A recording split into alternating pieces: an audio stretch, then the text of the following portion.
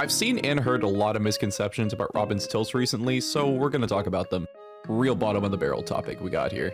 Let's talk about Robin's tilts, because that's the most interesting thing I could be talking about on YouTube. Don't think I've seen many character communities so divided on the versatility of their tilts quite like Robin. And for good reason, we've only just started seeing the various ways they can be used increase in recent times. I've seen everything from their tilts are god tier to their tilts are terrible, so this video should shed some much needed light on them. I'm going to be going through each one and listing the pros and cons, talking about useful things you can do with them, and then giving my final verdict on each. And with that said, let's jump right into it, starting with forward tilt. Forward tilt is probably the tilt I see get used the least of the three, and I think that's because a lot of people tend to overlook it. But it's actually got some pretty good stuff about it, so let's start with the pros. First, F-tilt actually has a secretly crazy hitbox on it, thanks to a buff a while back.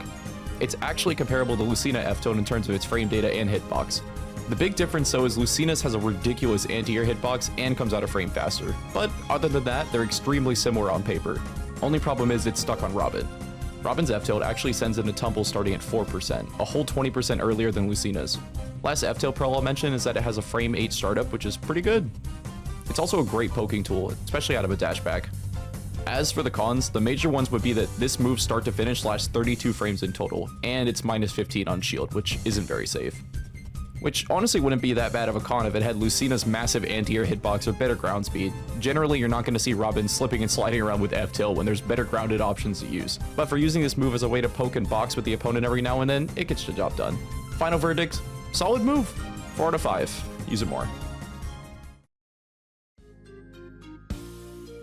Alright, listen. I've got a love-hate relationship with up tilt. Half the time I use it, I'm like, I can't stand this move. Then the other half, I'm like me and the up tilt.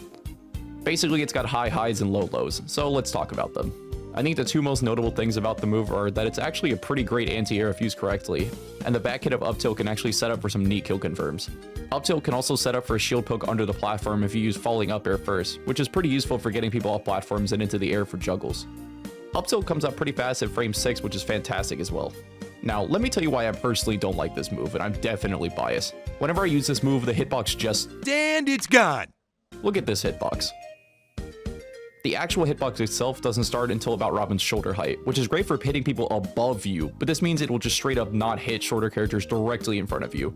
Probably being more critical than I should be with this move, and I fully acknowledge that, but I'm going to rate this move an average 3 out of 5. Which brings me to our final tilt, and what I think is without a doubt Robin's best tilt. If you're a cultured real one, you probably expected this already, and if you didn't, buckle up. Every language in the world at my disposal, and I'm choosing to speak facts. I love down tilt. On the surface, it's just a quick poking tool, but if you look a little deeper, the applications are crazy. So let's start with the pros. Right off the bat, this move has fantastic frame data. The hitbox comes out frame 7, it's minus 8 on shield, and it only has 13 frames of end lag, making this move spammable and virtually lagless. And with this overall solid frame data, when you hit the opponent with down tilt, because of it being almost lagless on top of the hit stun inflicted on the opponent, Robin can act first, creating a scramble situation and pseudo frame trap. Down tilting the opponent and then jumping forward creates something similar to a 50-50, which is a great way to catch parry attempts or spot dodges. You either land with a grab or aerial, or you land on them with a delayed bronze up air, which can confirm into levin up air to take a semi-early stock. Down tilt is great for boxing with the opponent and baiting approaches due to its almost lagless nature. The move is at its strongest when used at the center of the stage. As for the cons, there isn't a lot, but the one worth noting is down tilt lacks range. Comparable in range to Rob down tilt with a lot less application because it doesn't trip at low percent, and again, it's stuck on Robin. If I were to change anything about down tilt, it would be the knockback angle. Trading easy scramble setups for an angle that sends roughly straight up, similar to how Roy's down tilt was in Melee, would allow for kill confirms like down tilt up air as Robin. I'd gladly trade scrambles for guaranteed stocks any day. While down tilt doesn't have guaranteed combos and confirms, I think it absolutely makes up for it in the amount of neat things you can do with it. With all of this in mind, my overall rating for this is going to be a crisp 5 out of 5. Please use this move. Before this video ends, I did mention in my video on the bronze sword that I'd cover dash attack in this video. So I'm going to quickly summarize what I like about this move, because there really isn't a lot I don't like besides that it doesn't cross up, but that's just Robin. Dash attack is a great burst option, and has combo potential off falling aerials at low percent and thunder at basically any percent. There's a little trick I like doing sometimes with dash attack as a ledge trapping mix-up. If you time your dash attack when their ledge get up starts, if they jump, they get hit with dash attack. But if it ends up being neutral get up, the dash attack puts you behind the opponent, and if you turn around, it sets up perfectly for a back throw. On the frame data side of things, it has a frame 8 startup and it's active for about 10 frames, so pretty solid there. Keeping up the rating game, I'm also giving dash attack a 5 out of 5. Good move. And that's gonna do it for Robin Stilts. Hopefully this can give you a better grasp on the various uses for these criminally underused moves.